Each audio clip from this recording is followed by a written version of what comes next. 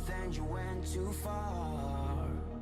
When your ship has sailed and all your dreams are lost, everything is wrong, you feel like it's your fault. Just remember, I will be there for you, baby. Remember, there's nothing out there to get you, don't forget it. When life throws lemons, just call me. Just call me. Just call me.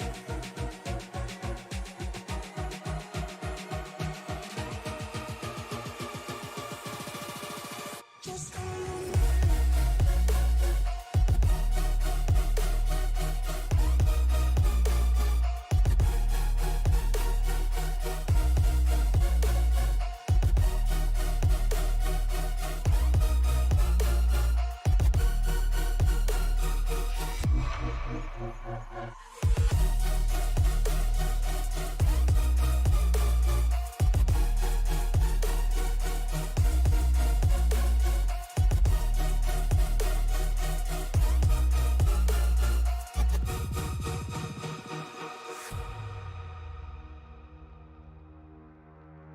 You're stronger now than you ever been. You gotta leave now, it's time to catch the wind. You will climb up high and look through the clouds. And when you're feeling low, I know you'll bounce back. Oh, and just remember, I will be there for you, baby. Remember, there's nothing out there to get you, don't forget it. When life throws lemons, just call me. Just call me. Just call me.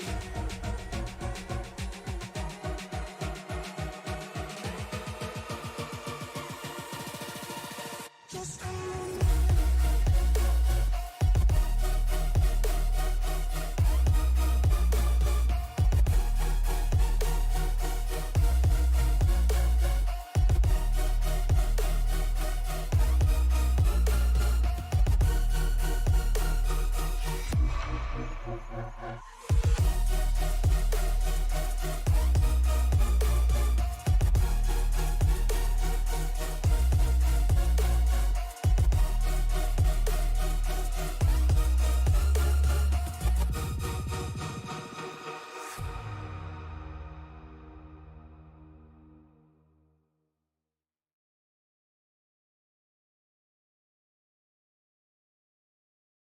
High-performance sim racing equipment.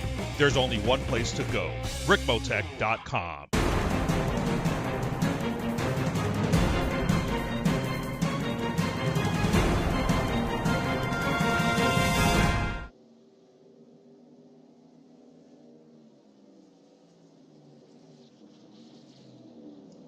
Welcome to some of the most hallowed grounds in all of motorsport, Speedway, Indiana, and the Indianapolis Motor Speedway. The only thing is, if you look on your screen, we're not doing four corners.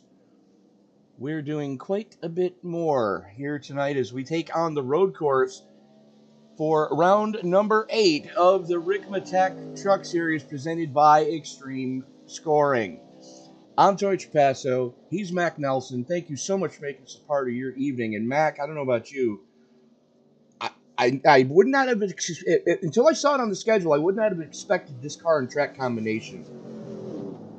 Yeah, you know, the trucks, they're always going to be tricky at a road course. You know, you got a lot of power coming out of those rear wheels. You know, these trucks have high horsepower. Really easy to spin these tires. So, you know, when you're entering these corners, slow is fast here. And, you know, smooth is fast as well. So we're going to see what these drivers can do here at the Indianapolis Motor Speedway road course. Well, I know one of the things that would make road racing a little bit easier is if you got yourself a brand new set of Ricmotech pedals with the force feedback option. You know, I just so happened to have been able to test a set like that, and oh my goodness, it's even better than real life.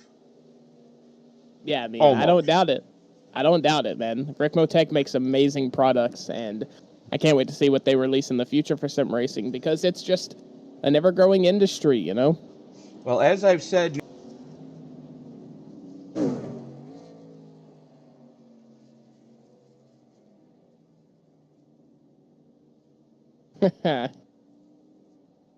And a brand new set of Ricmotech pedals is how you would know.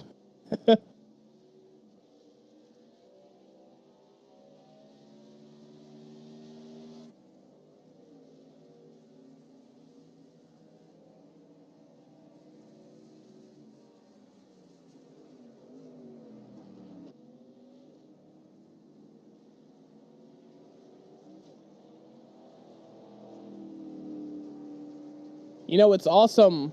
Sorry, you know, I was just going to get on, you know. It's awesome seeing the Indianapolis Motor Speedway road course used here because, you know, back in the day when I was just a wee boy, you know, growing up, watching the likes of Michael Schumacher, you know, Kimi Räikkönen, Rubens Barrichello, all of those guys, F1 would come here once a year. They would race on this sacred ground. You know, the Brickyard is one of the most prestigious places in all of motorsport. So seeing these trucks here running today, it does happen in real life. You know, the IndyCar race was here last weekend. They're doing qualifying for the Indy 500 all throughout this week. The vibes are just immaculate when you get to Indianapolis and you get down here. You see the high catch fences. You see the Brickyard. You see these banked corners. And it's just, you know, if you're a racing fan, you just belong here.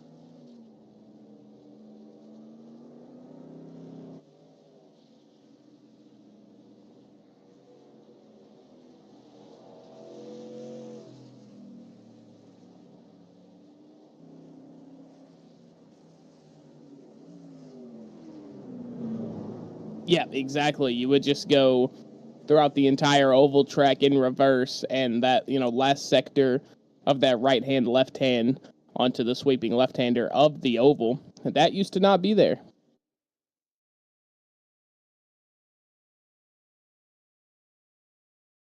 Yeah, exactly.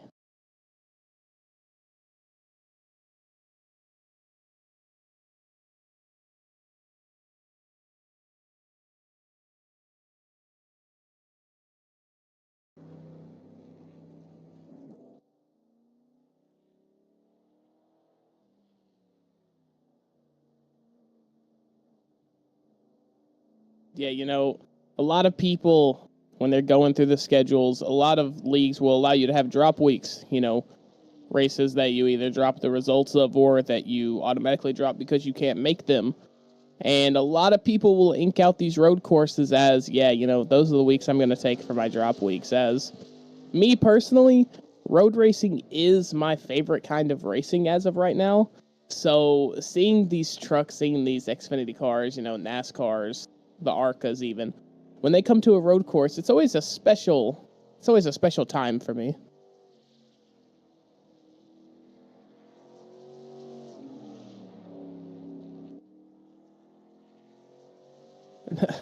Definitely, definitely the warm and fuzzy. But, you know, when I pull out of pit lane and I spin my tires and spin out in turn one of a road course for 3 laps straight, that's when I feel like I might be needing a hockey helmet.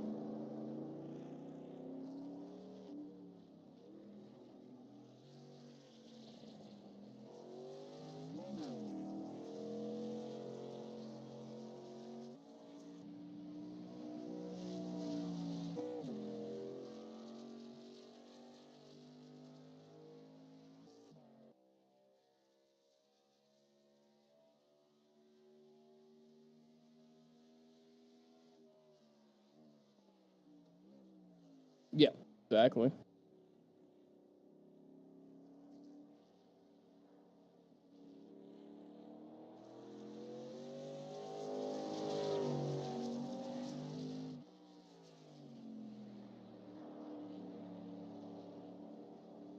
Exactly. Yeah, I agree.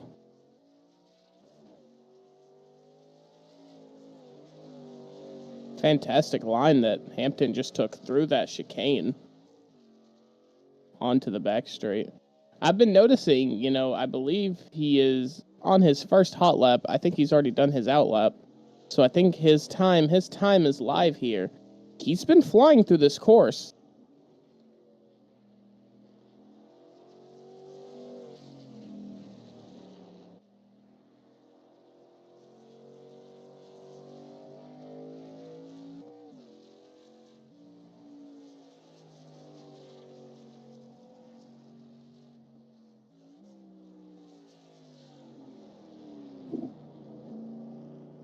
And what a shame if it doesn't, because he is taking these corners. He's carrying a lot of momentum into these corners, which is the name of the game with these trucks on a road course. The downforce of these things aren't going to be what gets you time. It's going to be how you carry your momentum through these corners.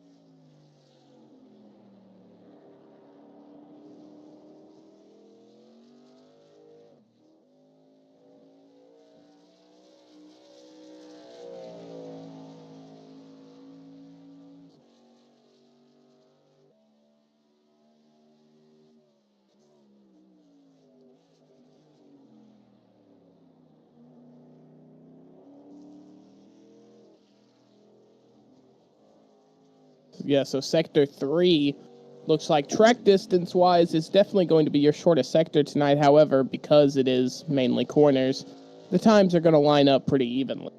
As Morris goes purple through Sector 2 and through, we might be looking at a provisional pole here.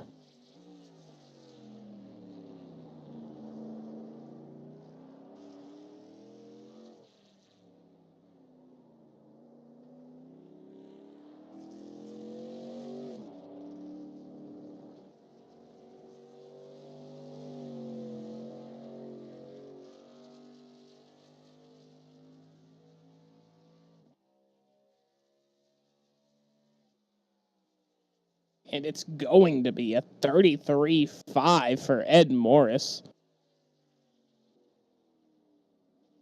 Absolute blistering pace out of that 7 machine.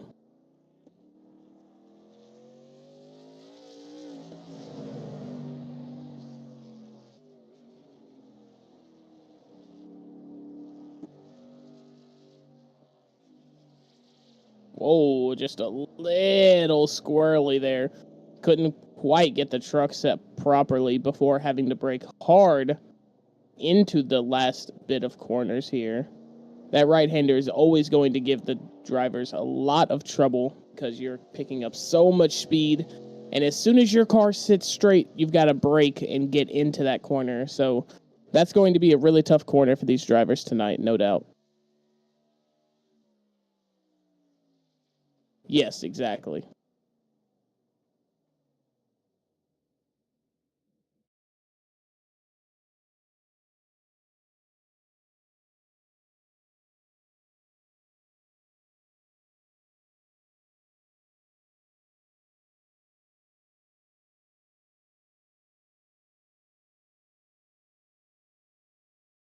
As it looks like we have a new driver in very late. If I'm not mistaken, I believe Kerry Cleaver.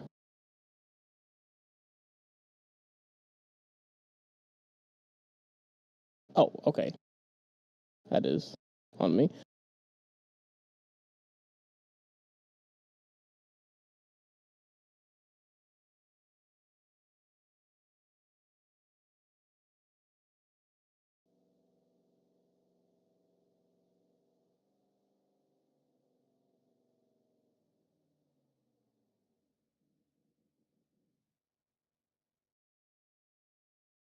Yeah, exactly. You know, you flip everything around when you're racing the road course here, and for drivers, that is probably confusing. You know, you lap something 1,000 times, and then you flip it around. You know, you get kind of this inception feel, almost like you're rewinding instead of going forward. So that's definitely going to be a little bit of a mental barrier for drivers, but I'm sure after a few laps, they'll shake it off very quickly.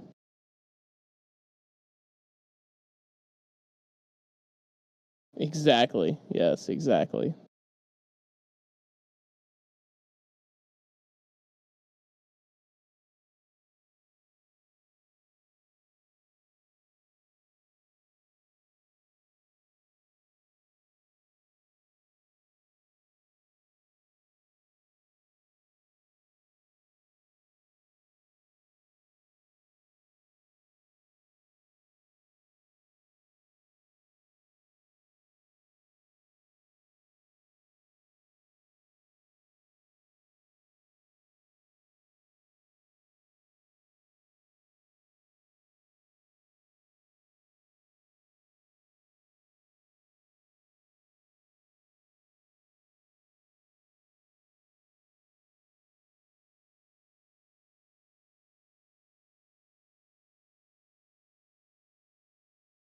Whew.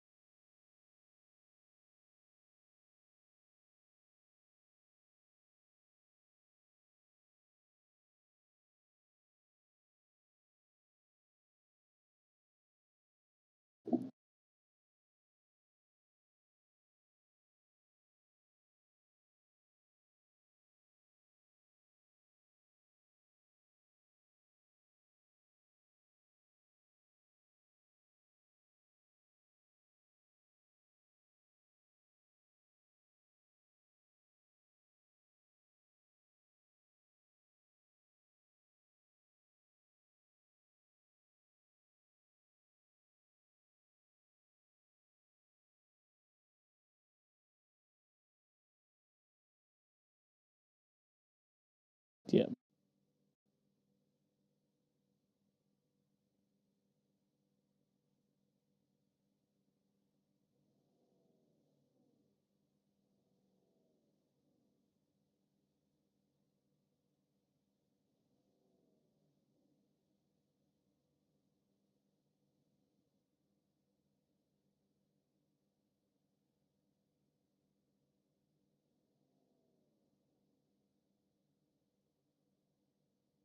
Yeah, P7 is going to be Justin Lemke, and then on his outside is going to be Christopher Hampton in that 93 machine. Rounding out row 5 is going to be Adam Kepps and Michael Thwaites. And then in the lone 11th row, or sorry, 6th row in P11, it is going to be Kerry Cleaver in that number 69 nice machine.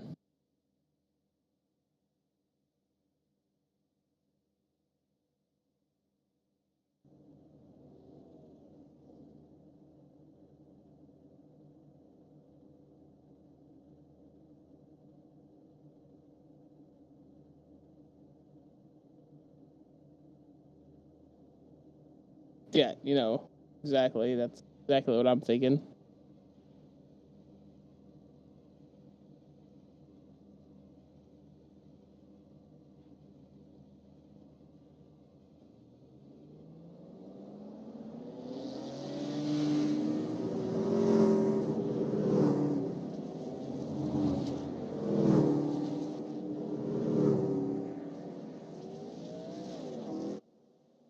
Yeah, it looks like it was a 32 of Kevin Ford there. He didn't get the memo that iRacing Porsche, I believe, 911 Cup car pulls out.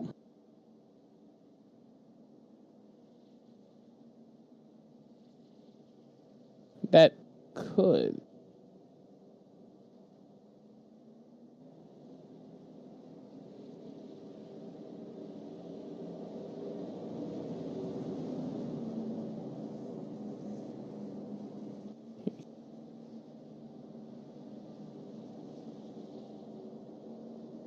That's fair. That's fair. The 992s on the iRacing service, though, that you race in the C class are probably the best handling car on the service, in my opinion. I absolutely love driving that thing.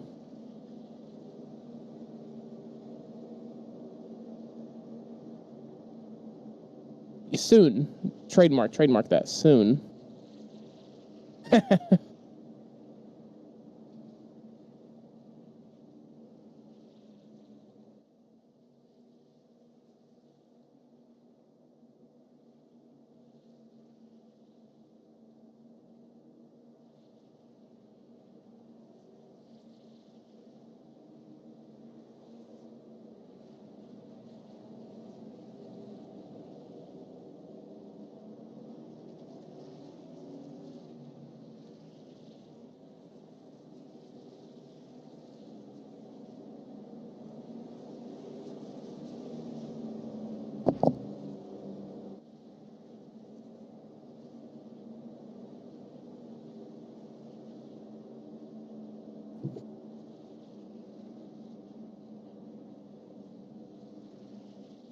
Yeah, I mean, they've got everything in that infield. I mean, for how big this track is, you could fit a city in there. And, you know, I think it's really cool that they decide to, you know, not let that space be useless. And they put some purpose behind it.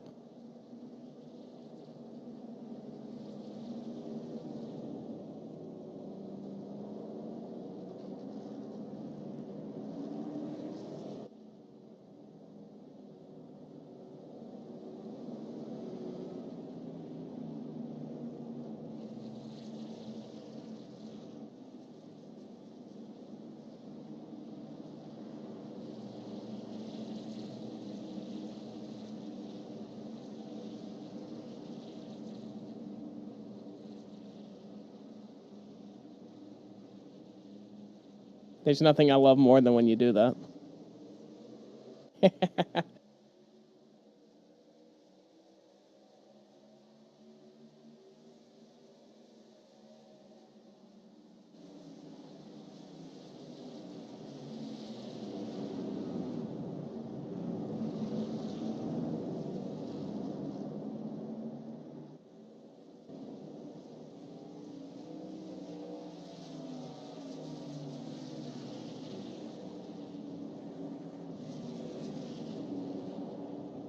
Oh!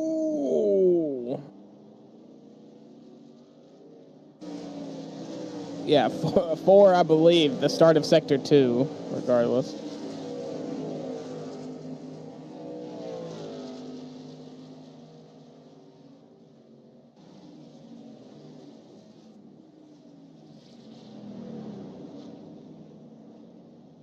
Taking it as... Ooh, he got a lockup there.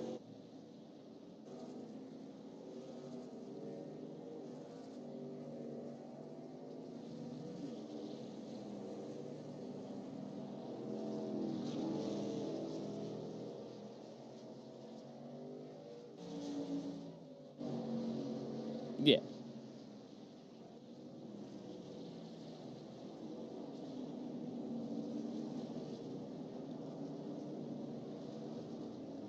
Yeah, and we see...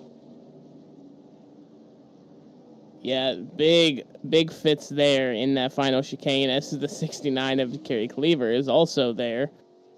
But luckily, it's the first lap. There's a lot of golf left.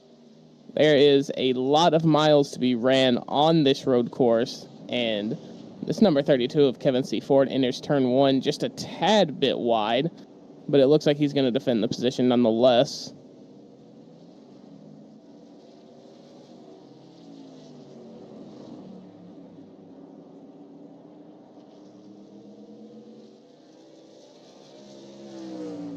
Yep, exactly. Whoa. Upsetting the truck a little bit. Yeah, they're taking a little bit too much of that curb on exit, and it's really unsettling those trucks heading into that back straight.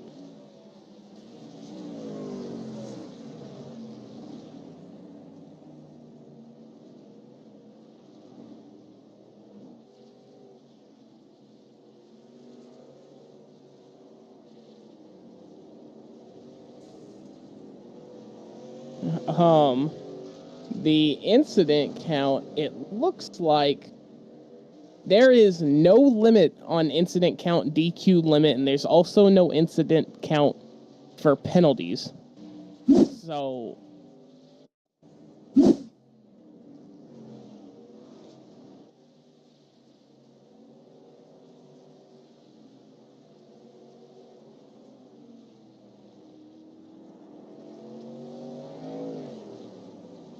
wow.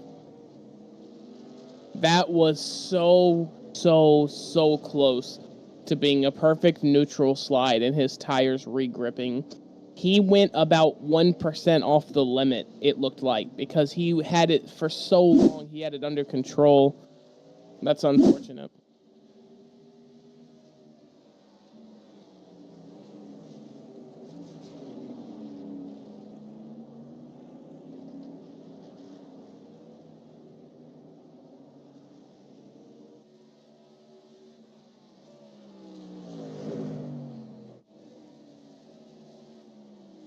Yeah, that is a reasonable gap, but I mean, it makes sense. Ed Morris ran a second faster last lap than Rob Haynes, 133.95 compared to Haynes 134.95.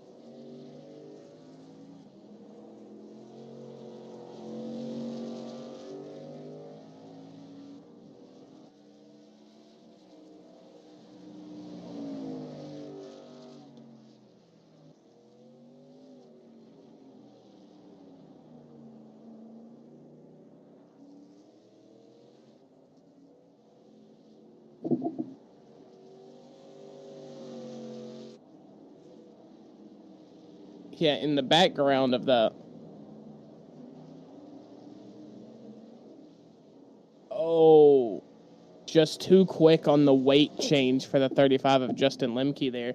Got to let your truck settle down in the position that you put it in before you turn for the next corner. So, unfortunately, he was trying to go a little too fast there through those corners and change direction a little too quick.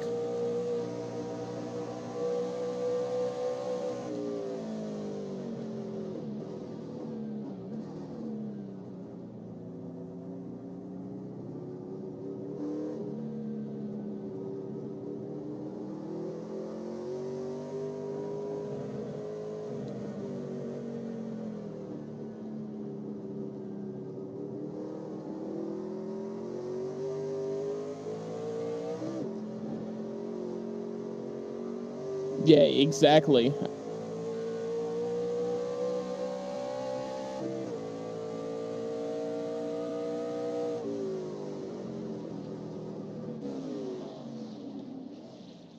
Exactly, and that's what makes this road course so tricky in these trucks, is that's the name of the game, is getting into the corners quick and changing direction, like that chicane right there through that right-left. You've got to be on point with your weight distribution. You've got to be on point with your braking and throttle delivery. There's just a lot of things you have to consider entering every single corner here.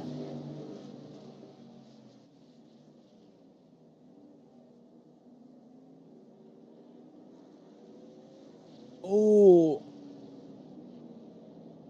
He saved it, though. What a magnificent save. Oh.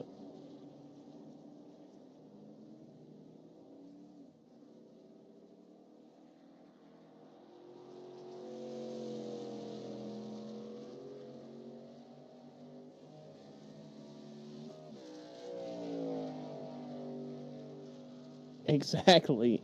Exactly. I mean, you summed it up perfectly.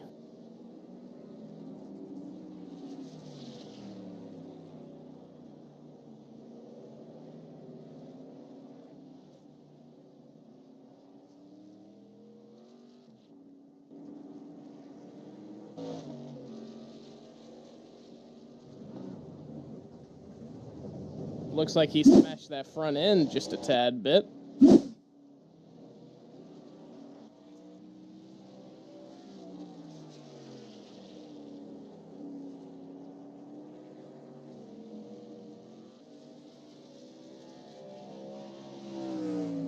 He was already a little slidey into those previous corners. Yeah, and just taking too much curb.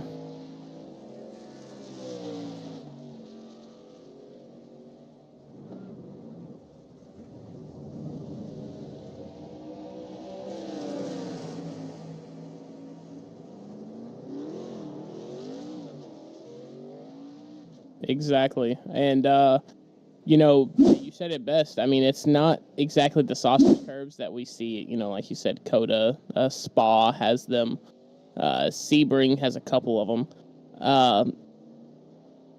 Yeah, exactly. It's just, these trucks aren't made to mount those curbs like a GT3 or GT4 car is.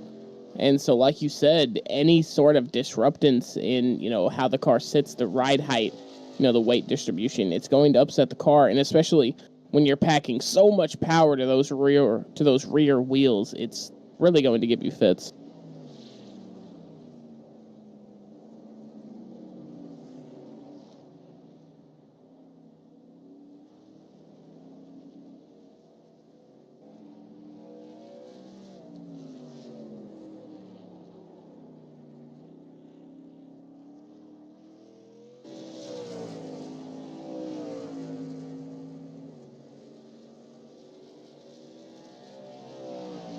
Yeah, that's, insane. And you definitely notice it, whether you're driving on the service or you're watching, an esports race that's going on right now, or, you're watching it in real life. The power delivery is something that, you don't see. Yeah, you don't see it. You don't see it everywhere.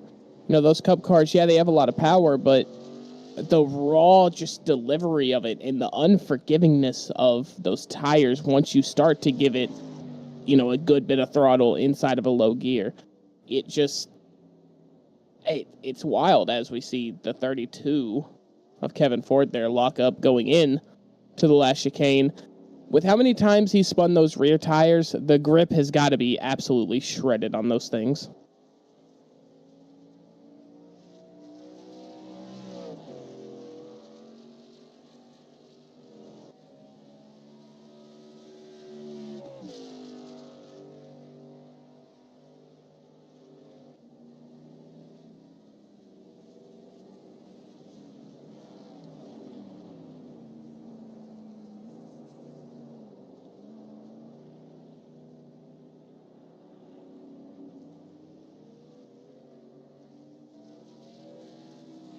Yeah, exactly. I mean, I agree with you wholeheartedly.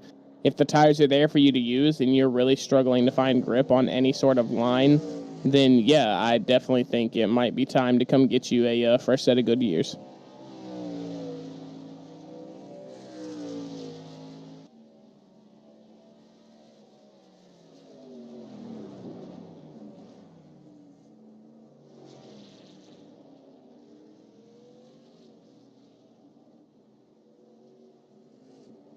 Muted that whole time. Ricmotech high-performance sim racing equipment. Whether you're just looking to have fun, train for race day, or become a serious esports competitor, Ricmotech has you covered. Hundreds of name brand parts. Support from experts that love sim racing. Trusted by the pros. There's only one place to go, Ricmotech.com.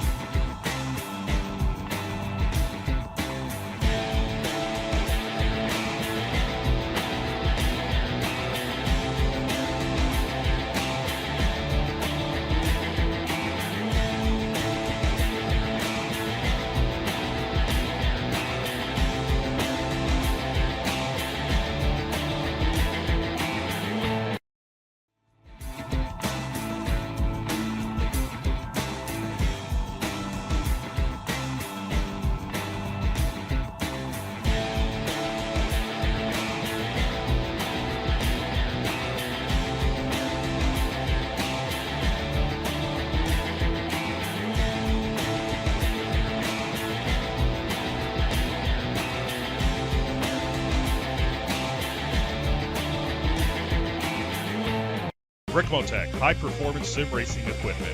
There's only one place to go, Ricmotech.com. The search is over. The most comprehensive oval scoring solution is here, featuring oval playoffs, adjust drivers per round, custom number of rounds, custom playoff points, provisionals, Optional win and you're in. Custom playoff displays, rookie championships, optional minimum participation, and load those results in seconds. Visit extremescoring.info today.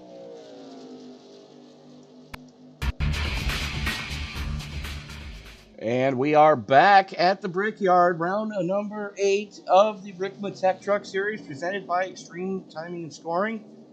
Tony Trapasso and Mac Nelson up in the booth with you for this one. I do apologize for the technical glitch that we had in the opening few laps of this race. But Mac, apparently everybody could hear you, but they couldn't hear me. But let's solve that little problem. Right now we're watching Dylan Mirando, as he's currently running a very strong 4th right now, as Chad Osborne's struggling to keep pace with the 27 behind him. Yeah, it's really just been an Ed Morris masterclass for the most part. He's been really just out front, in front of everybody. He's got a 14-second lead on second place 99 machine of Rob Haynes. And there is Haynes a full 2 corners, the final 2 corners of the track behind. Matter of fact, it's the entire distance of the front stretch is the gap between Morris and Haynes. There's Morris in the foreground, or in the background, and there's Haynes in the front ground. So, yeah, these guys are just picking them up and laying them down. Hayes has we talk about the almost 15-second gap from Morris to Haynes. We're 17 and a half seconds back to 3rd place Chris Thorman. Yeah, so a lot of spread throughout these top 3 guys. How many times do you see the podium of a road course race be 30 seconds? 30-second spread between the two. It's something you don't see very often. But Ed Morris is really just putting a hurting on these laps. He is running just barely, just outside of 2 seconds slower than his best lap. So, to be 10 laps in to a road course as 27 of Dylan Mirando there is going to go wide a little bit. Let Michael Thwaites through. That's P5 for him. But as I was saying, 10 laps of this race on such an unforgiving road course and in these trucks that lay down a lot of power to these tires, those rear tires are definitely giving at an alarming rate. And, we said it earlier in the broadcast that you're probably not going to use all of the extra 4 sets of tires that you get for this race. Who knows? You just might. Well, with the weather conditions currently what they are, it's no, there's no hiding why the tires are giving up. Triple-digit track temperatures, these Goodyears don't like that at all. And we're currently at 108-degree track temperature with an 83-degree ambient air temperature. Oh, Thwaites gets it sideways. Mirando gives him breathing room, though. But 15-mile-an-hour winds, and it's a crosswind. It's a crosswind coming through all of the switchback sections. So, yeah, that is going to be some added reinforcement to the tires, not wanting to grip. So that's just going to make things a lot harder for these drivers, and the track is already hard as it is. That crosswind is definitely not going to be forgiving in any way, as 27 of Dylan Mirando went wide there into turn 2. But, decent pace for him. He sits around middle of the pack. He's in P6 right now. We only had an 11-driver grid with what seems to be only 10 out on track right now, as Kerry Cleaver has been in the pits for 10 minutes now. I think he had to replace an engine after a little too much contact with those Armco barriers in the infield. Yeah, that sounds about right, as 27, Dylan Mirando again taking just a little too much curb on entry there, and so, it upset the car, but, he gets it around the corner. Well done to him. He's going to go in the grass. I almost give him the commentator's curse, as he is really loving to take that curbing in those corners, as you see him out wide again, touching the grass. Just not the greatest lap.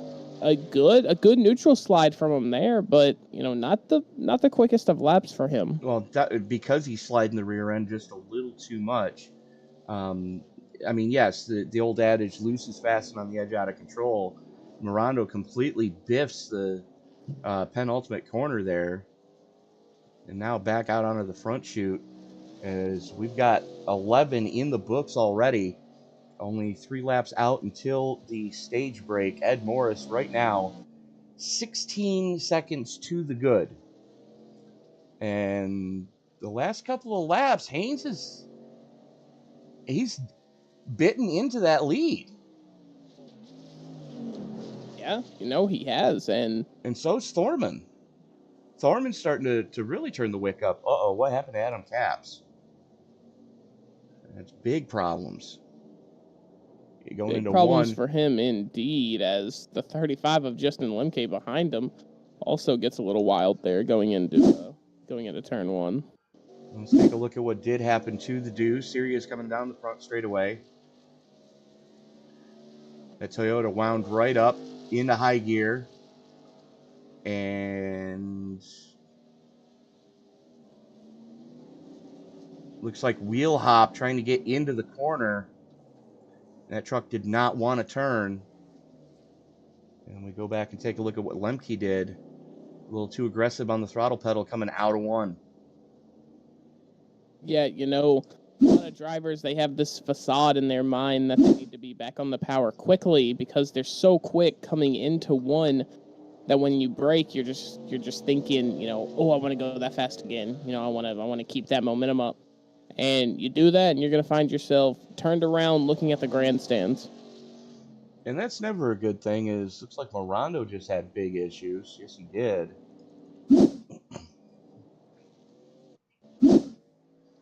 Here's Morando coming through the switchbacks. Little neutral drift, getting ready to come out, back onto the oval. Too much. Just a tad too much throttle, but not into the wall. Fair play to him for keeping it out of the wall. That's half the battle here at the Brickyard. I don't know if you've had a chance, being as it is the month of May, I don't know if you had a chance to watch any of the practice sessions leading up to Indy qualifying, but whew, there were some good ones. Yeah, there's definitely been some crashes there, and I want to shout out IndyCar, shout out all their safety regulations, because back in the 80s or 90s, if some of those crashes would have happened, we probably would have been looking on it with a lot more of a bleak oversight. But luckily, the safety for these cars today is just so stunning and so out of its time. You see it, Romain Grosjean at Bahrain, Lewis Hamilton at Monza, stuff like that. It's wild how these drivers can get up and get out of these cars like nothing happened. Yeah, and the only thing that happened to Grosjean was he burnt his hands trying to jump the Armco. Exactly, yes. Which, when you think about how violent that crash was, you got to give a tip of the hat to all the safety regs that across all forms of motorsports, they're trying to improve safety, because nobody wants to go to a driver's funeral. Exactly, and even my local track dirt racing, the safety implications they have there are just so good, and I just encourage everybody to be safe, whether you're out on the street, whether you're in a race car. These things are monsters. They're made by men, but they're monsters. So you've got to treat them as such. Back when I was a driver in the real world, that was the one thing I never skimped on.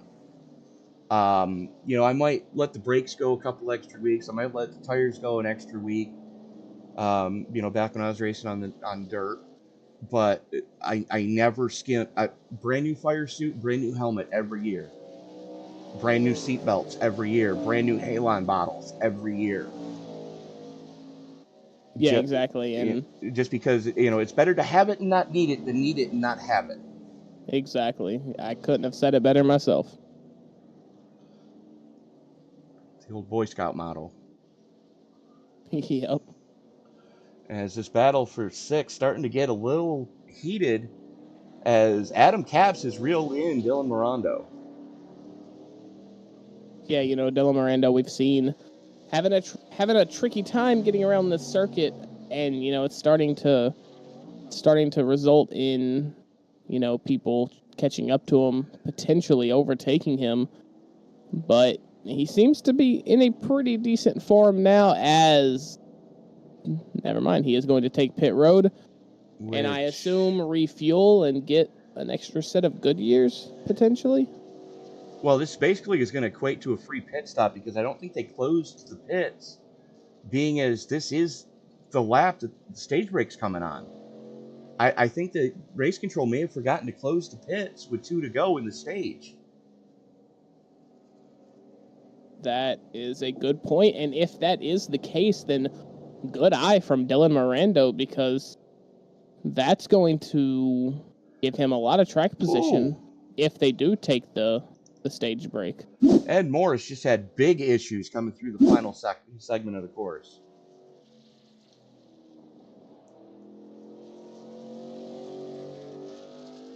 He is getting ready to come back out onto the oval section. Just a light kiss on that rumble strip. But this is where it all goes wrong. Locks up the fronts. Yeah, probably just lost focus. Braked 10 or 20 meters too late, and in these cars, that's going to spell disaster for you. I talked about it with Mike DeMoney over there at... He's got a tire down. I think he does have a tire down. I think you're right. Because that truck didn't want to turn twice now. As there is the stage caution. As we take a look at our finishing order for the stage.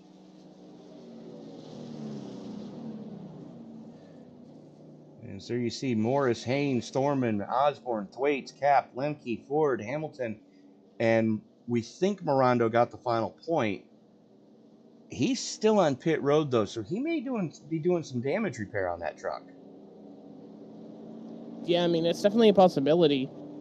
We only saw him mount curbs a little too hard, which could have upset the undercarriage of the truck. Who knows about that? Mm-hmm. But, we never know. He could have hit the wall or maybe a safer barrier that we missed somewhere. But it's a good I assume if he's staying in the pit, it's probably for the better. He's probably getting some repairs done that might lead to him picking up his pace just a tad. I believe you are absolutely right on that assumption. But let us reach out now to, as soon as I can find him here again.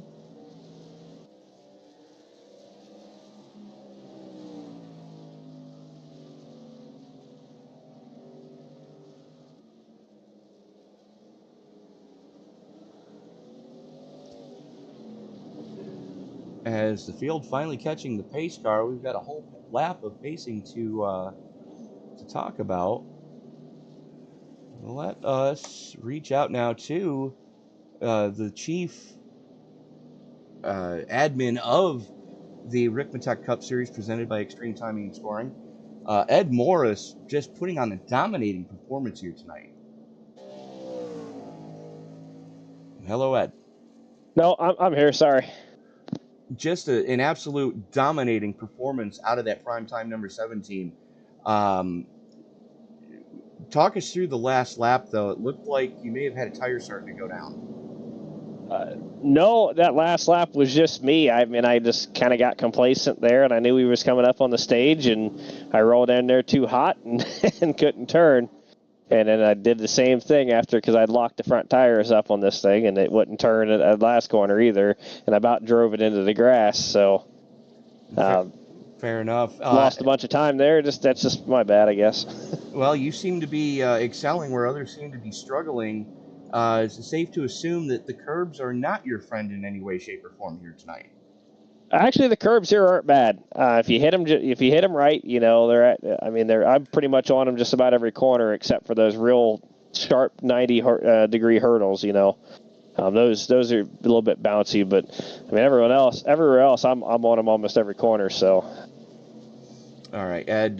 Congratulations on the stage win. Best of luck to you in the rest of the event. Hopefully, we're talking to you in another 23 laps or so. Appreciate it, man.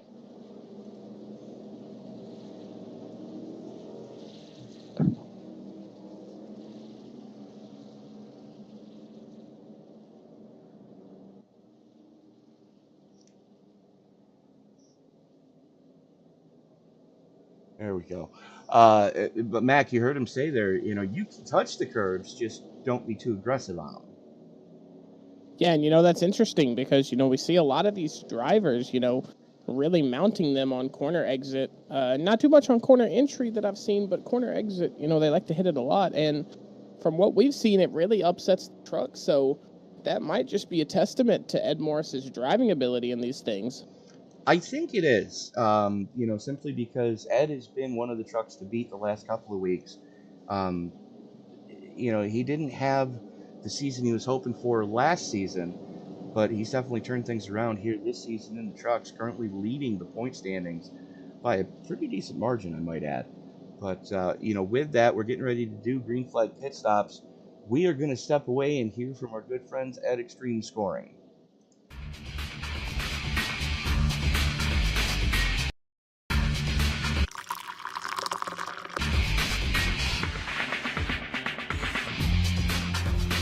Allow Extreme Scoring to do the work for you. Ricmotech high-performance sim racing equipment. Whether you're just looking to have fun, train for race day, or become a serious esports competitor, Ricmotech has you covered. Hundreds of name brand parts. Support from experts that love sim racing. Trusted by the pros. There's only one place to go, Ricmotech.com.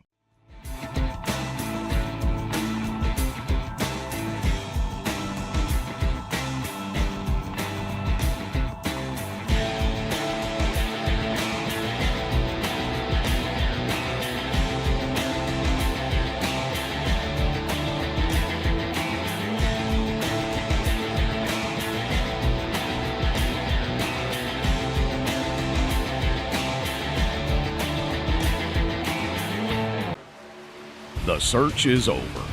The most comprehensive oval scoring solution is here. Featuring oval playoffs, adjust drivers per round, custom number of rounds, custom playoff points, provisionals, optional win and you're in, custom playoff displays, rookie championships, optional minimum participation, and load those results in seconds. Visit extremescoring.info today. The search is over. The most comprehensive oval scoring solution is here.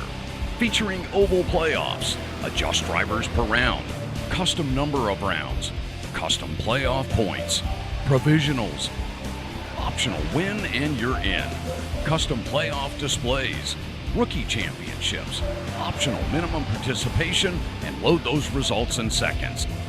Visit extremescoring.info today.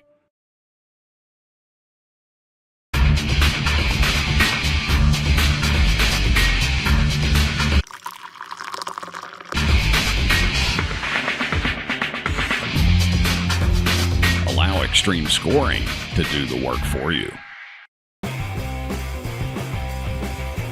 Ricmotech high-performance sim racing equipment.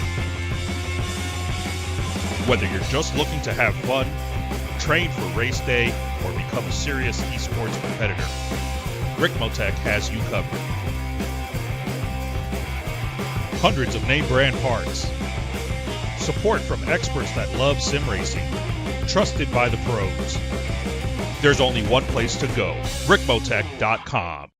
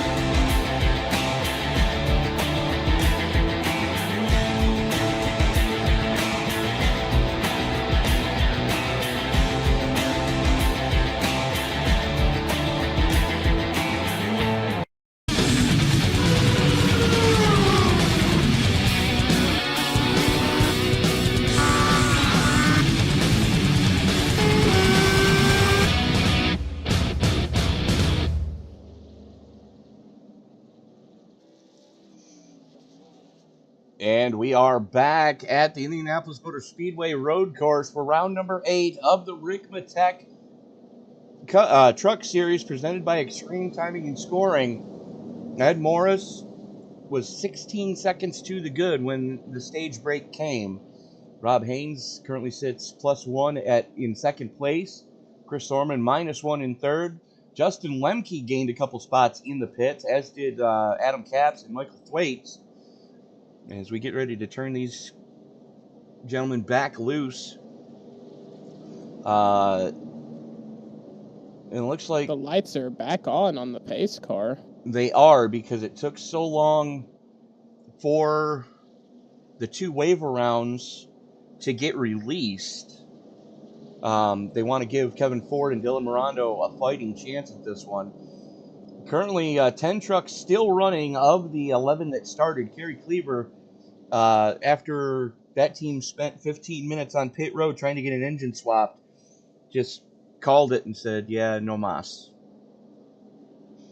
Yeah, they are gonna, pack things up, look things over, and probably have a stern talking to by the boss in the hauler tonight. But for these other drivers, they still have a chance at redemption.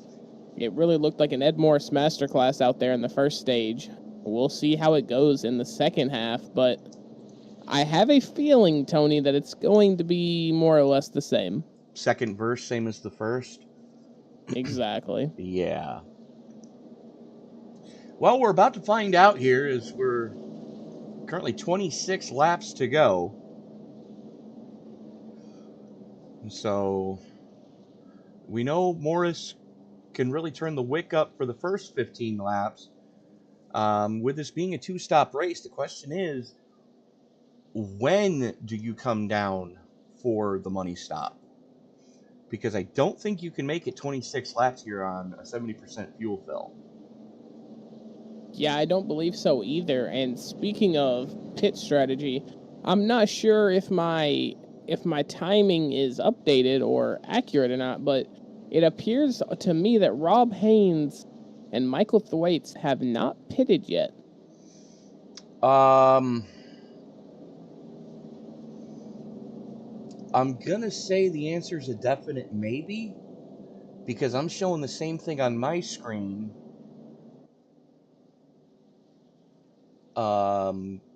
I don't think Thwaites did come pit side, but I'm looking at Haynes, and apparently he didn't either. So yeah, you're right.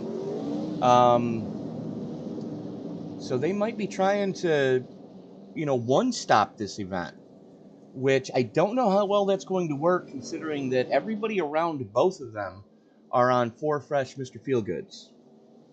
Yeah, and they're going to be running an average of 3 seconds faster per lap than Rob Haynes is, and that was on 15-lap old tires. We've been 21 or something here, 20, I believe, actually. We are on lap 20 right now. So I think this is a disastrous call from the 99 garage. I don't think this is going to pay Rob Haynes any favors. I think it's just going to leave him heartbroken in Indy. Well, the thing is, you got to keep an eye on Justin Lemke too, because Lemke, no offense to Justin and that crew behind Rob, Justin hasn't had the easiest time controlling that truck here tonight, and all it's going to take is Haynes to just spin the tires, and this could end poorly. But the thing is, Haynes was running in second when the stage caution came. Yeah, I agree. So for him to he'd be leading this thing back to green if that was the case, which he's not. So I think he did. It just iRacing or SDK decided to have a hiccup, because there's no way you'd want to restart this on 20 lap old tires.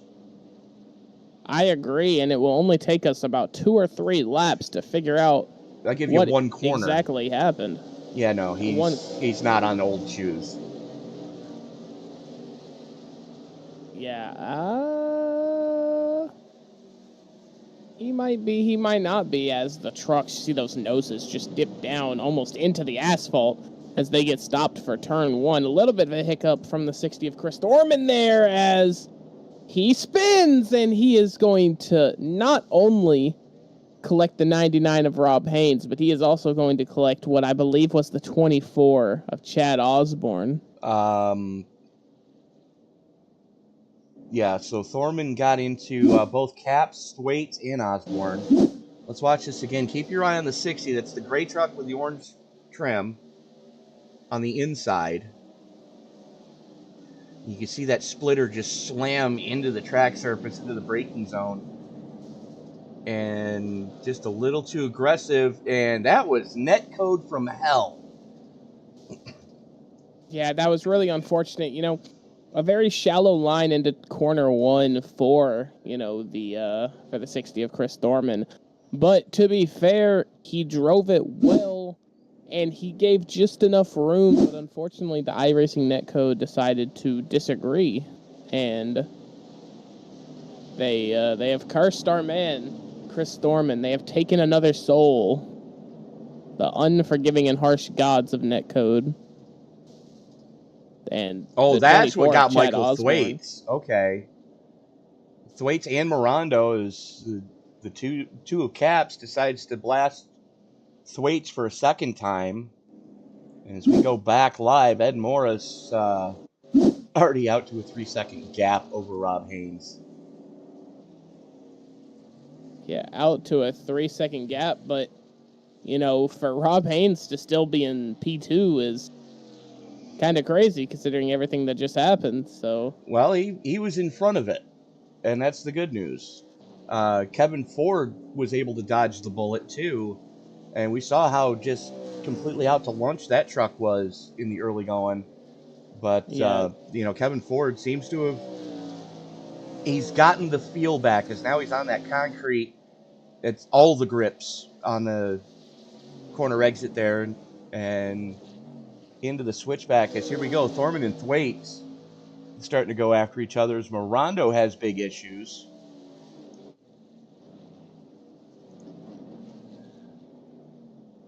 Just like Good that. corner. Gets the overtake done.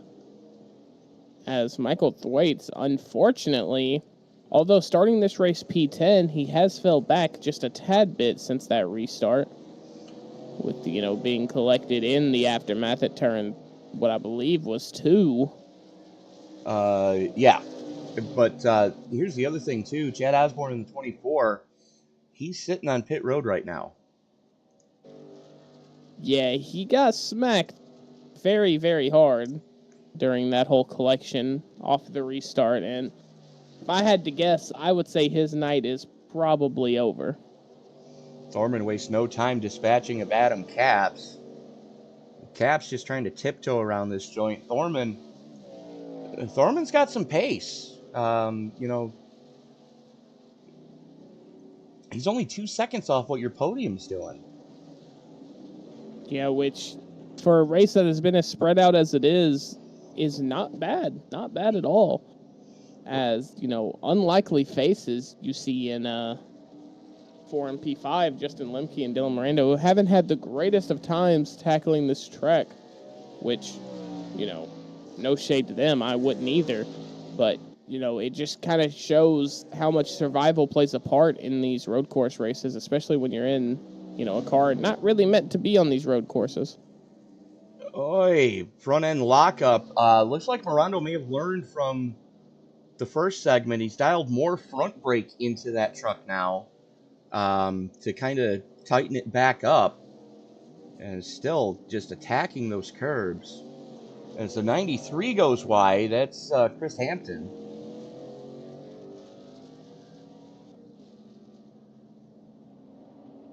Yeah, you know, unfortunate news for the 93 camp of Christopher Hampton, you know, who was putting in a good, solid few laps there for a second after struggling for the first half of the race.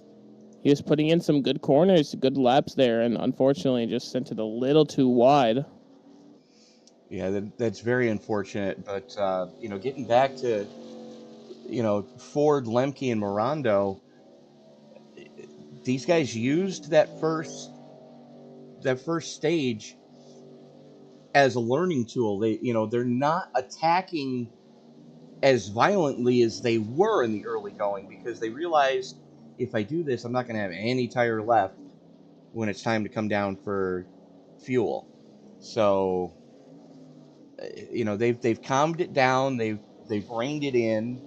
And just as I say that, Lemke runs his fastest lap of the race, 37.12.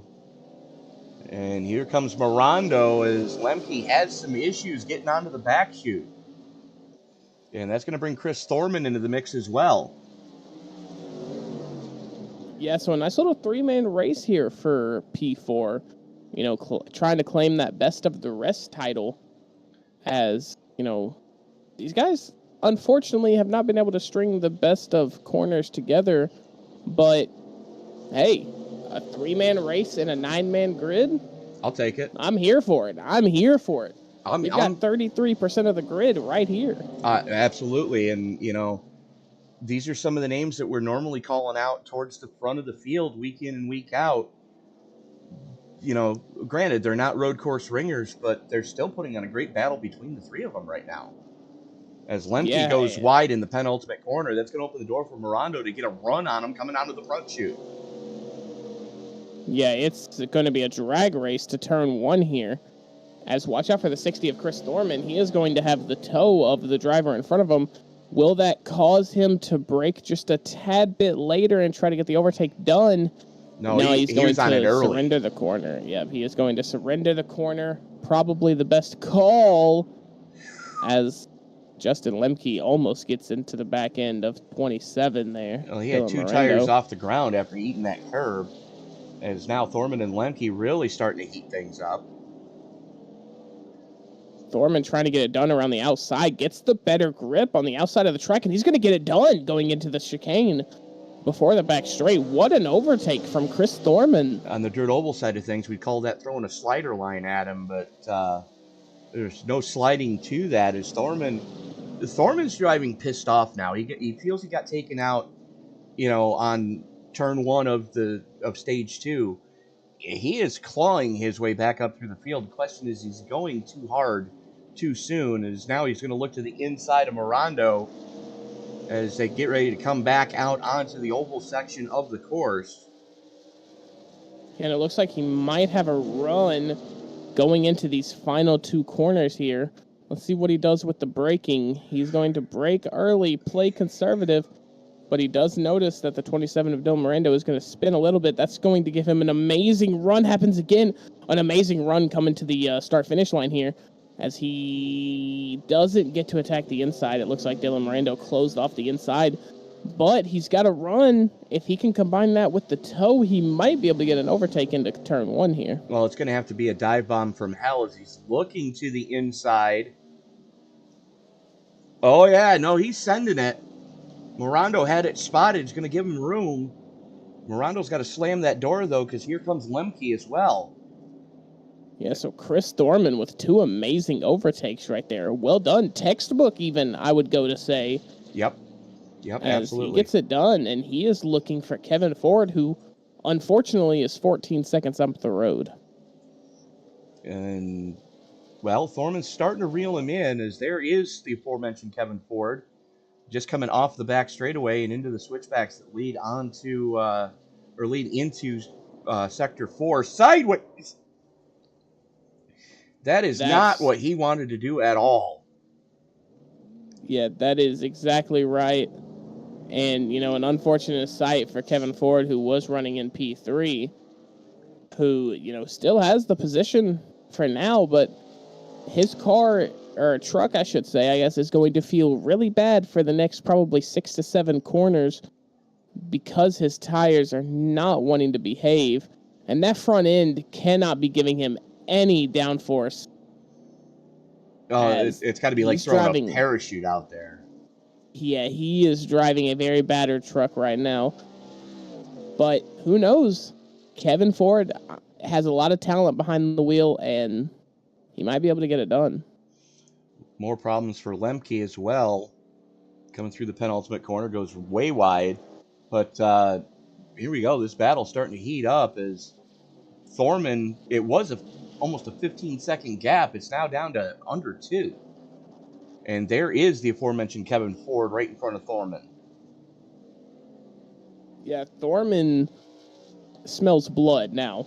He's gotten 2 overtakes within the last 2 laps. And I'm sure he saw that relative start to creep down after Kevin Ford's unfortunate demise last lap. He's licking at his chops right now for a chance to overtake 32. Well, with both trucks having aero damage, I don't think there's going to be an advantage on that end of things. As Ford sliding the back end, coming off the back chute, just overcooked it. And now we're down to only a 1.2 second gap.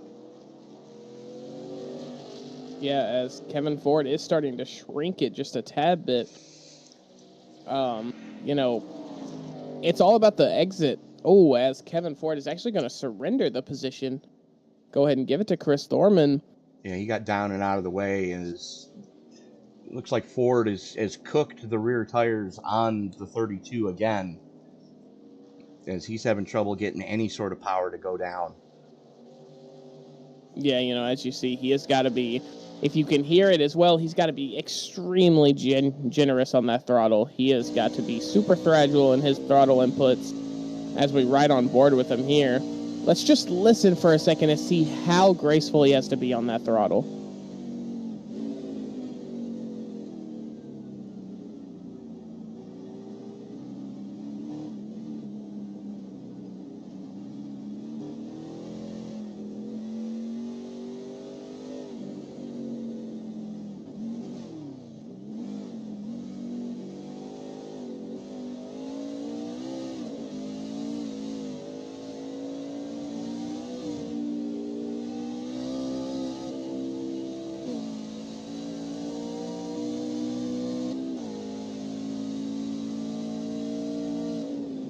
You could hear it right there coming onto the back straightaway. He's laboring that truck right now. It almost seems like his the way he is shifting, which some oval racers do it, some don't. They have an actual H pattern shifter, because if you heard going down that backstretch, it almost sounded like his truck didn't want to shift from 3rd to 4th there. It took him just a little longer to shift than it does in most cases. That's what it sounded like. It did want to come out a second, is what it sounded like. Yeah. Which with an H pattern is where you're going to see that is Mirondo. Well, we were watching Ford. Mirondo did have some problems. Now Ford with more problems. Yeah, just unfortunately all chaos has run loose for the grid right here in this 3rd sector. He's going to need to bring that truck to pit road soon. Yeah, he is going to need some damage repair and some new tires, 100%, because I can just tell by the shape of that truck, and I'm sure you can too, that is not doing you any favors for aerodynamics.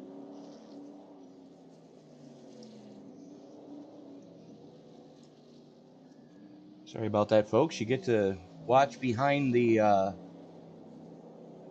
curtain. Just making sure I had the right paint scheme on Ford's truck here tonight. As I'm showing him in just a plain iRacing wrapper, as his paint, for some reason, didn't load. And that's bizarre, because that's the first time I've seen that happen. Right now, though, Ed Morris, 12 seconds to the good over that man, Rob Haynes. And Haynes has had a pretty quiet night so far. Yeah, pretty quiet night, but, unfortunately, quietness is sometimes where a driver can be the loudest, as he is sitting in P2 right now, and it's a 22-second gap behind him to Chris Thorman, and we're right back to where we were earlier, with the top 3 being so spread out. Fortunately, we were able to see that incredible 3-way fight between Kevin Ford, Chris Thorman, and Dylan Mirando. But as of right now, all the drivers are pretty equidistant. Yeah, very much so. As there you go, Mirando, the first one to peel off for the money stop. He's within you can make it from here territory. Yeah, he has got nothing but daylight after this pit stop. And will he, be conservative? Will he open it up? Who's to say? You've got to make the most out of fresh tires. As you're a longtime road racer. You know as well as I do. As here comes Adam Capps to pass him for sixth. That undercut can be monstrous at times. And you take a look at what everybody's doing right now. They're about 3 seconds off their fast laps, roughly. Some haven't had that fall off, but then again, they're not pushing quite as hard. You're looking at least 2 seconds off fast time. And it looks like Mirando spending an extended amount of time getting some damage repair on that truck. As we go back to his teammate in the 7, that is the pride of Bloomingdale, Georgia, Ed Morris. As it is, yeah, it's just the Ed Morris Masterclass right now, Tony, and he is only about 1.5 seconds off his fastest time. And, he is getting up into the double digits with how old his tires are. He, I would almost say, has better pace in the second half of the race than he does the first half. I think you might be right. But let's take a look at what could possibly be a reason for that. Nope, track temperature's still up there. Which is shocking, especially under cloudy skies here at the Brickyard. Normally, under cloudy skies, that track temperature, it'll go down. But, we've seen this track, and it's probably the fact that we've got trucks all over this place, and there's no section that gets a chance to really cool off with a truck running over it. That track temperature just has not come down at all. Yeah, which is something, like you said, you don't really see often, especially with there being overcast skies. But, also, I've talked about it before. You have the leader's curse. You get complacent. You get, out of focus. You're starting to notice, you look at the relatives a little more than you have before. You're just almost bored when you're out in front by this much. And, in the stage break interview with Ed Morris, we said, or he said actually that, he was getting a little bit complacent and, he lost his brake marker. He just was out of touch, out of focus. And it doesn't I think that really woke him up. do that. Yeah, and I think it really woke him up heading into the second half of this race, and he is just locked in. Oh, he absolutely is. Now it's out to 16.25 seconds to the good for Morris. But let's not discount what Haynes is doing either. He's +1. Your 2 biggest movers right now are Justin Lemke and Adam Capps. Lemke in 4th is +3. Capps in 6th is also +3. So, don't discount what Haynes is doing, because he's 22 seconds to the good over Chris Thorman. Now, granted, Thorman's on a recovery drive after getting dumped on the restart after the stage break. But, it's still, he's got a lot of pace in that Ford. Yeah, he does. And, running about 0.5 faster than Rob Haynes on that last lap. So with 14 to go, if he's 22 seconds behind, he's only got to make up about 6 or 7 tenths per lap. And if he can get that done, he might be able to pull something off here. But even if he doesn't, like you said, recovery drive for him. What a grit and grind effort from him here today. And there you can see it. He's green the last few times around as Morris brings it pit side for his money stop. That's going to move Thorman up into 3rd temporarily. But both Haynes, Thorman, Lemke, Ford, and Capps all have yet to come back down for their final pit stop. Yeah, and at this point, I think pit strategy goes out the window. You know, with how spread out this field is, I think you just pit whenever you feel like you're losing a net time. Mm-hmm. And then you just get the new tires and you push and you try to make something. You know, a lot of times in these scenarios, drivers will go for the one more mentality. You know, they've had a quiet race, they're spread out, they're just going to push as hard as they can, try to get one more overtake. Just one last thing to end the race on, to end it on a high note. Or at least take fast lap of the event away from somebody. Exactly, yeah.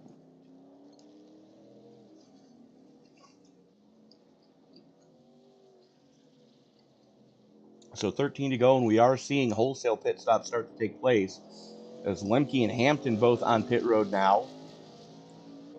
Morando's done and dusted. Thwaites is put it on the hauler. Osborne and Cleaver have both put it on the hauler, so that leaves us with 8 trucks still moving around this facility.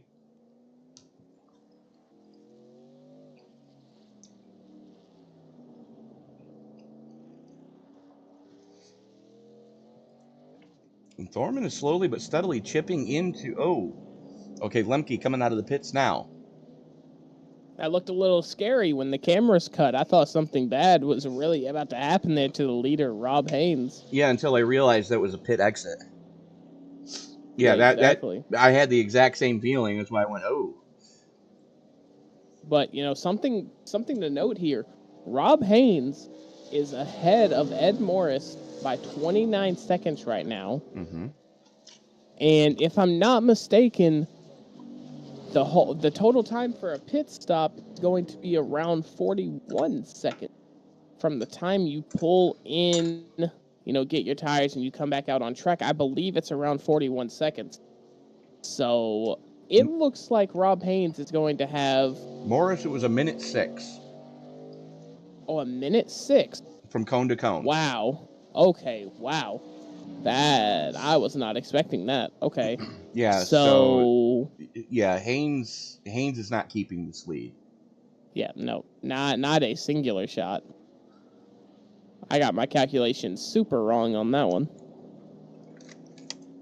In an Indy car, maybe it's 45 seconds. And here we go. Yeah. Haynes comes pit side this time.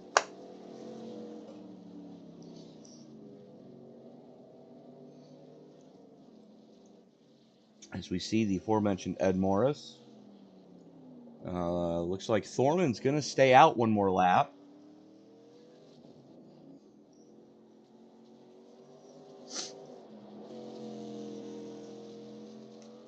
Tire squealing for Chris Thorman just a tad bit, but nothing too crazy. He keeps it under control.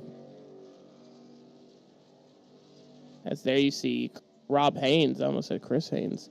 Rob Haynes exiting pit road. And... Oh, no, he's coming on. He just got onto pit road. And Ed Morris just reset fast lap of the event. I noticed that. That was blistering pace out of Ed Morris. 33.509. Yeah, that was insane. I figured Rob Haynes has already done his stop, and he was just pulling in. No. That is an insanely long pit time, cone to cone here. That's what I'm saying. It's a minute 6 at best.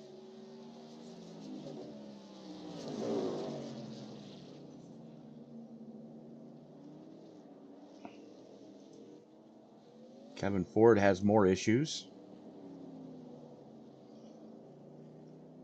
But Morris makes it look just that easy on the new tires.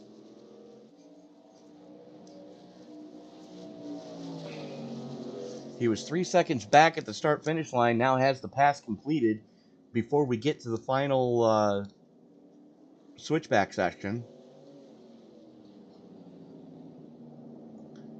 And Thorman stays out again. I mean, Chris was last down on lap 17. I don't think he can make it from here. Yeah, I'm not exactly understanding the strategy here for the number 60, but I mean, I'm sure he has it and he's going to stick to it. Can't hate a man that sticks to the plan. Oh, yeah, no, absolutely. I mean, unless he's thinking just splash and dash. I mean, he's a minute 12 over fourth place Kevin Ford. Make that a minute 17 as Caps and Ford having issues. And Caps is smoking. What just happened to Adam Caps?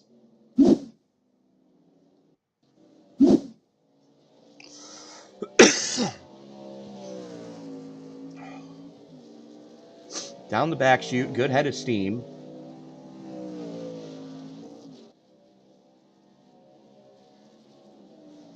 Slams on the brakes there. Okay, jumps the curb. Oh! And just door checks Kevin Ford. That is so unlucky for both Adam Caps and Kevin Ford. Kevin Ford was just an innocent bystander there, hoping to rejoin the track. And unfortunately, the one corner that happens to get nuked is the corner that he's trying to rejoin. And remember what we were talking about sausage curbs? You look at that curbing, that pretty much is a sausage curb. The whole thing. Yeah, it's pretty elevated, and that is probably what upset Adam Cap's car just enough to make him spin in towards Kevin Ford. That is such an unfortunate sight. Oh no, watch the front end. Watch the front end of the two as he's going to come in or down the back straightaway.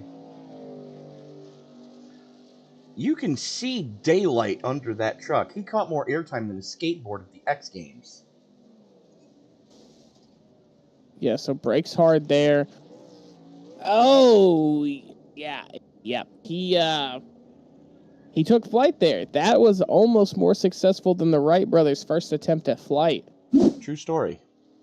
As he is going to be in the pits. That is safe to say his race is probably over.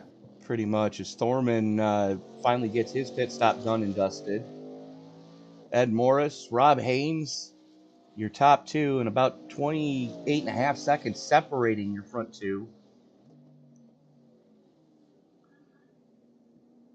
And they can wave at each other right now as Ed's coming into the infield and Haynes is coming out of the infield.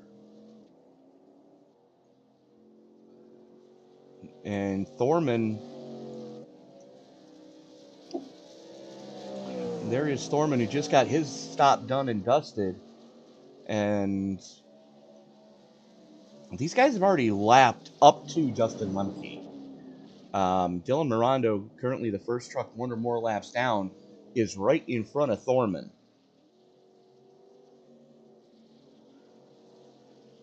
Yeah, that is, the top three here, Morris, Haynes, and Thorman are, just absolutely working their way up the field here. It's been a top-heavy race. We've seen a lot of good racing out of these top three guys, and unfortunately, the other drivers just haven't really been able to stick it together.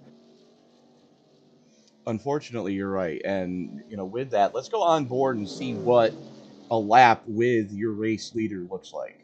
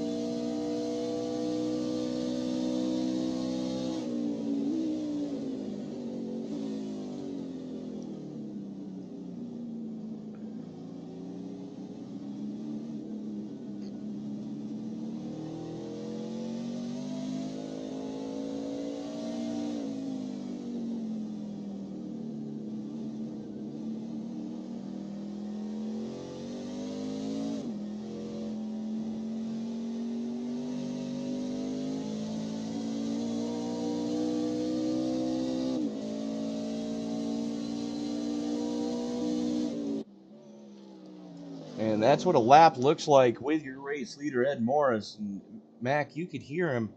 He was a little more aggressive into the rev band than a lot of other guys have been able to do. Yeah, he was more aggressive there, but he was also a lot more lenient with the momentum that he carried through the entry of a corner. You know, he really tried to just enter the corner at obviously the fastest he's comfortable with, but also, you know, prioritizing the line and the weight at which his truck is carrying that corner, and then extremely generous on the throttle. And, you know, that's what I said at the top of the broadcast. I said, smooth is going to be fast here. No, what we call light switching the throttle, you know, off, on, off, on, off, on. You know, he is giving it that finesse that it needs to be able to get the truck rotated around these corners and the power picked up as quickly as he can. And that's always been the key to road racing, you know. I think Mario Andretti put it best when he said that the brake pedal is not for slowing the car down. It's for helping maintain control of the car at speed.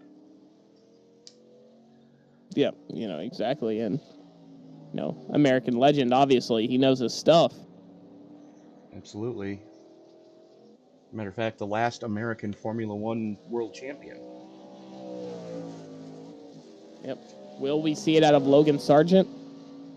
I'm not too sure about that one. It depends on if he can get with one of the good teams. Whereas right now, the answer is probably not. No, not in a Williams, I'm afraid. And it's not a knock against Williams, other than the fact that they're not controlled by the Williams family anymore. That's the only knock I have against that company. You know, there was so much innovation created by that team. You know, when Frank was in control, F1 had to reel him in. He was the Smokey Yunick of Formula One. For those of you who are NASCAR fans, you probably should know Smokey Yunick. If you don't, I'm sure you know the name Chad Knaus.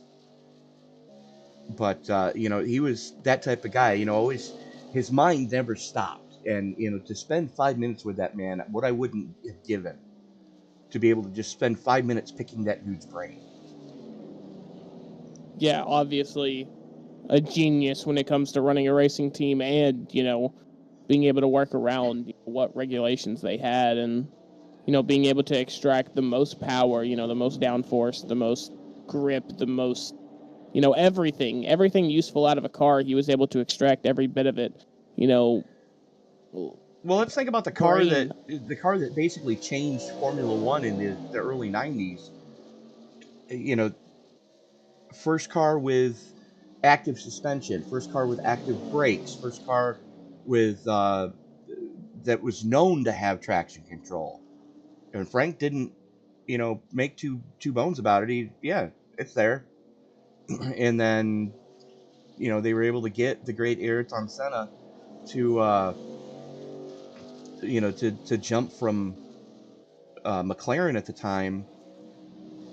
Unfortunately, the year that Ayrton went, it was right after a regulation change, and Williams got kind of caught with their pants down.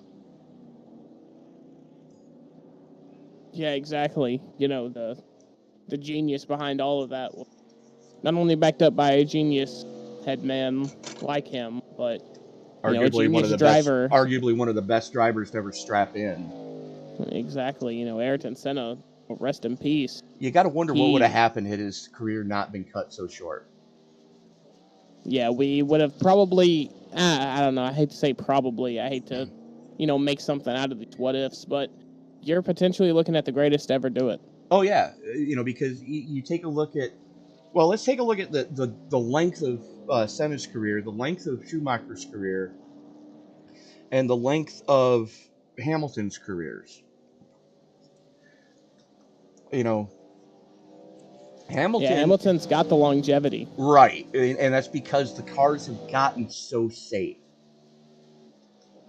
You know, back when Senna and Schumacher were having their battles, back when in the old Benetton days, you know,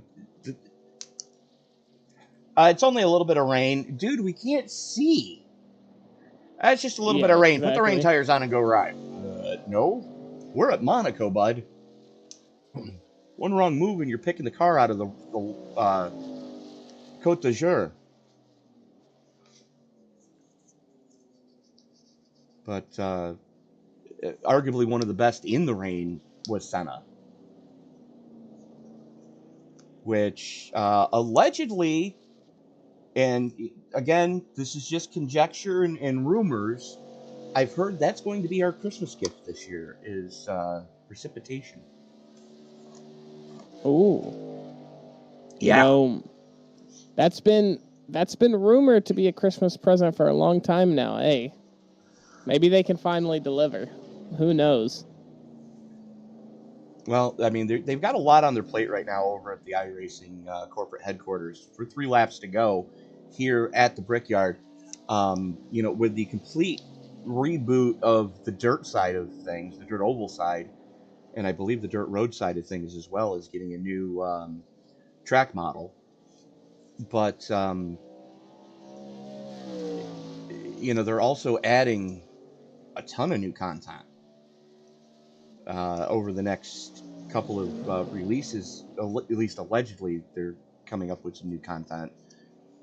One of the things they're doing, I think they're trying to get it in place before the 24 Hours of Spa, is the new BOP for the GT3 cars.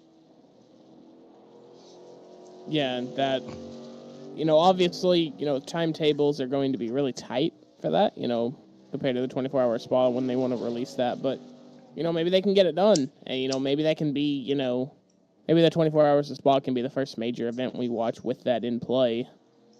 That's what they're shooting for, from what I've been told. And it's been a long time coming. The Mercedes has kind of had it its own way for a couple of seasons now, anyways, almost a couple of years. On the smaller tracks where you don't need that grunt, you need to change direction quickly. Yeah, the Porsche is probably the way to go. On the bigger tracks, your Sebrings, your Daytonas, Spa, that big bad Merc, that V8 under the hood of that thing is just insane. Yeah, insane. And although you are driving the heaviest car of the group, you are also driving the fastest in a straight line. And those two things, when they mix, it just makes almost like a bulldozer on track. Mm-hmm. And if you can learn how to balance that car on the razor's edge, which, let's face it, is probably one of the more forgiving cars as well. Simply because it's the closest to a true 50-50 weight distribution through that car. And we've got problems towards the back of this piece again as Adam Capps goes off track, as did Morando. I did not expect to see Adam Capps back on track, to be honest with you. Nor did I, but he is back out on track, as there is Morando in 5th place, now getting ready to go 2 laps down to his teammate Ed Morris, as Morris is getting ready to take the white flag this time by out of the final corner. White flag is in the air. The flagger's waving his ass off right now. And it looks like Morando is going to let Morris go just so he doesn't have to do another lap of torture around this place. And let's face it, this place can be a meat grinder if you're not careful. And there's a lot of banged up trucks here tonight that can attest to that. As a matter of fact, we started 11. We're going to finish 7. Yeah, the AR here, what we like to call it in the sim racing world, has claimed a lot of souls. A lot of souls. We've had, incidents in, turn 2, turn 3 off the restart. We've also had incidents at the end of this back stretch here, We've had it at both ends of the back chute. Yeah, cannot forget the flight that took place here. Absolutely. As Capps caught air and just annihilated Kevin Ford, which ended Ford's night. Yeah, which, unfortunate for them. But we've also seen some good things. We had the three-man battle in the 2 overtakes in 2 laps for Chris Thorman, who is back up into the podium position after being taken out early in the race. And being shown We as have Ed the Morris, final who has truck put on the on- lead lap as well for Thorman. As Morris going to bring it into the final couple of corners. Mac, bring us home. You know, it's been a great race for Ed Morris. And as he comes around the last corner, his number 7 Chevrolet Silverado, is going to take the checkered flag here in the XMS at Indianapolis Motor Speedway road course. 36 and a half seconds to the good over that man, Rob Haynes, who is just now coming into the final 3 corners. And he's got another 31 seconds to the good over Chris Thorman, who... Thorman kept it out there as long as he possibly could. Lap 36 was when he was on pit road for his money stop. Compare that to Morris's 32 and Haynes' 34. As there goes Haynes crossing for second place. And there is Thorman just now coming into the final 3 corners. Final 2 corners now. Just tiptoes through that final left-hander and into the final right-hander. He's a good lap to the good over Justin Lemke, who's already finished. And here we go across the yard of bricks. And Thorman up into third, as there is your race winner, Ed Morris Jr. As we are going to reach out now to...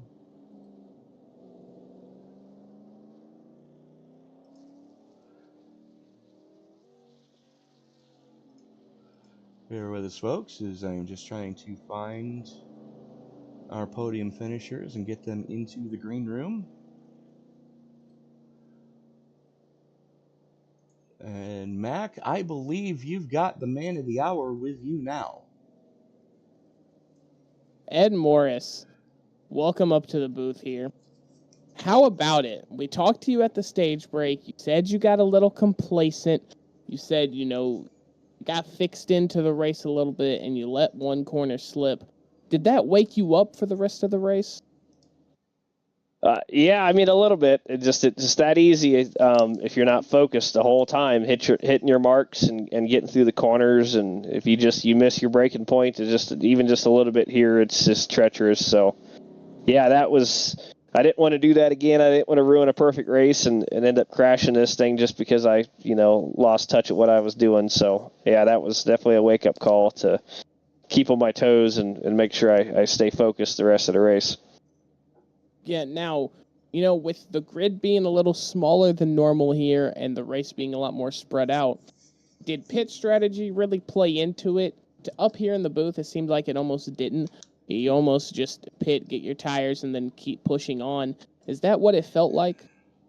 Well, yeah, tires were a pretty big thing here. They didn't seem like they wore all that much as far as looking at the numbers wise, but you could definitely tell on the track, and you could definitely tell on your corner entries and how easy they were to slide, after you got 15 or so laps on them. So, I mean, I think pace-wise, you'd have been way off pace to stay out on older tires or to try to pit and just take fuel and no tires. I don't think it would have been very beneficial just because you would have gained some time on pit road, but I think you would have lost it back on the track. But, I mean, for us, we just kind of... After the first stage, we split that run in half for the most part, or close to it. Come down, got tires, enough fuel to make it, and pressed on. And our pace was good tonight. It was, I mean, we were really fast tonight. Worked hard, so we was able to just keep picking up time and keep it moving forward. Yeah, I mean, you absolutely had rapid pace there tonight. Well, you're the winner here at Indianapolis. The floor is yours, man. Who would you like to thank for this race performance tonight? No, just appreciate everybody here at Extreme Motorsports, all the staff, all the members, all the fans, everybody that makes this thing what it is, and for us to race like this, appreciate everybody being here. you guys over at Sim Racing Media, all the stuff you guys do for us and the support, appreciate it, greatly. Our sponsors, Ricmotech, Frank and those guys over there, and then Extreme Scoring, and then everybody back in prime time. Your race winner, Ed Morris. Thank you. That was our race winner, and joining me now is the driver, excuse me, driver of the 99 Toyota, Rob Haynes. All things considered, can't be too disappointed in a podium finish, especially when you finish 30 seconds to the good over third place.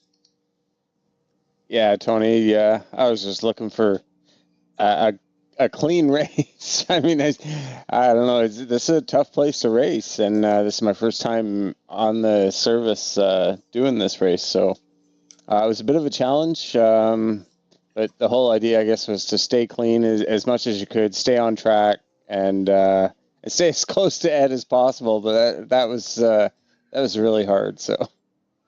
Well, as you said, it looked hard, but you guys made it look pretty easy here tonight. Definitely not a vehicle track combination that you would expect to see until I actually saw it on the schedule. I went, oh, that's going to be a fun one. But the next time we're going to see road racing action is up in the Great White North in a few weeks at Mosport. We've got 2 weeks off until we go to the Monster Mile. What are your thoughts going into Dover right after week 13? I'm looking for points, Tony. As many as I can get. I missed a couple races this year, took a provisional, or this season, and I'm looking just strictly for points. Good finishes, clean finishes. Maybe try and lead a lap, which I think I got one tonight. And yes. Just grab as many bonus points as possible. Try and capitalize and get to Ed and Michael Thwaites there in the points. They're both up top, and I need to be up where they are. But Dover, I think, is that where we're going? In 3 weeks, yeah. Yeah, that's fun. I enjoy that track, and I also enjoy Mosport, like you said, Canadian Tire Motorsports Park. That's a lot of fun, and I've raced there lots in these trucks. So, but I'm sure everybody has. I mean, it's been on the service quite a while, so I'm looking forward to the rest of the season here, and like I say, trying to catch Ed and Michael. All right, Rob, who else do you need to thank before we turn you loose? You guys at SRM for doing what you do. Thanks very much for coming out and taking care of us tonight, and letting the fans hear what we're going through, and I enjoy that. I enjoy the broadcast, going back and watching it, and seeing Ed, and you can learn stuff from going back and watching it too. So I do that. Thanks to Ricmotech for the sponsorship, appreciate it, and of course Extreme Motorsports 99. All right, Rob Haynes, congratulations on the podium. Enjoy the time off. We will see you in 3 weeks. Appreciate it, guys. Thanks a lot. And Mac, I believe you've got Chris Thorman with you now. Yes, sir. Chris Thorman. We saw it almost, halfway through the race after the stage break. You kind of got taken out there. What a revenge drive from you. The 2 overtakes. I forget what lap it was on, but 2 overtakes in 2 separate laps back to back. Were you just kind of feeling yourself there? I was just trying to go as fast as I could and keep it between the lines. Yeah, exactly. I mean, that's the name of the game here, especially on a road course. Did strategy play into your, efficiency and well placement tonight, or did you just put your head down and push? I just really put my head down. I come from the road course side of this, so I thought I'd do real good here, but this truck is just a handful. It's the live rear axle. Holy, it was like the back end was on ice the entire time. Yeah, I mean, obviously, but you really suited up and you made the truck go. That was heroic. Almost shades of Lewis Hamilton's last to first at Brazil a couple of years ago. You really just took the reins and controlled that thing like a rock star. So, P3 tonight on the podium. Who do you want to thank for this performance? I always got to thank Performa Elite for paying my bills, and D2D for helping me out, and Ed and everybody, y'all, for putting this on and giving me a place to play.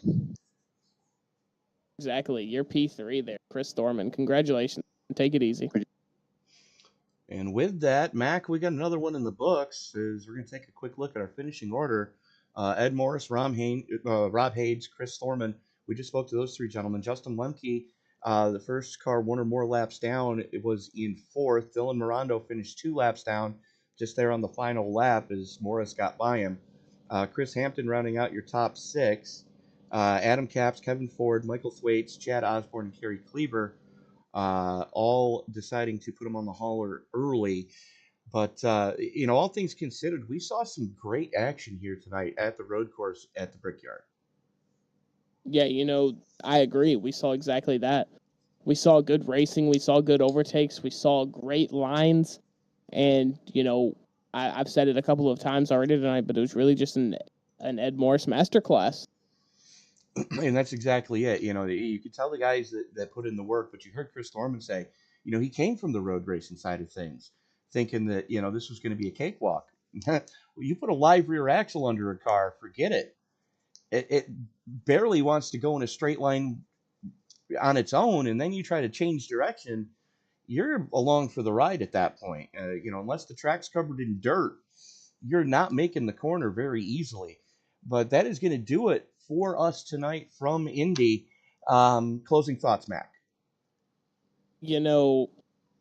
I think these guys obviously have a lot of talent. It takes a lot to not be able to identify yourself with the road course and, get on here and turn laps, especially in front of a live audience, in front of a broadcast crew. So shout out to the drivers for, making it fun, making it eventful. And, yeah. Yeah, absolutely. I mean, short field and all, we still saw some great action.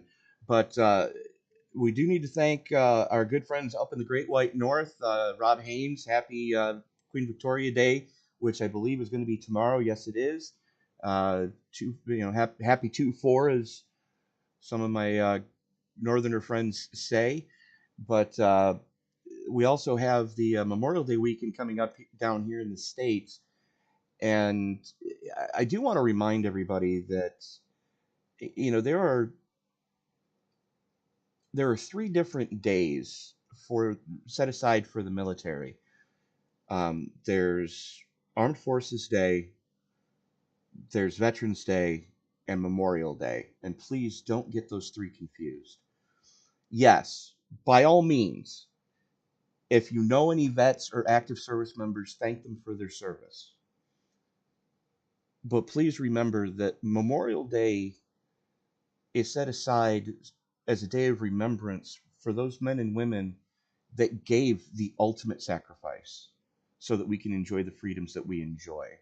It's not just a 3-day weekend. There's a reason behind it. But enough with me preaching.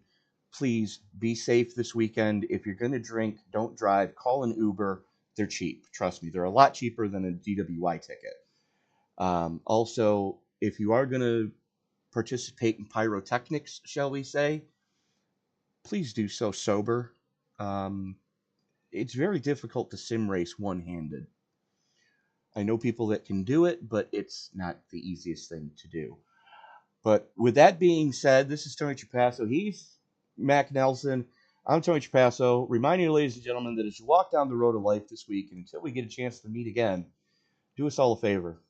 Don't play in traffic. Good night, everybody.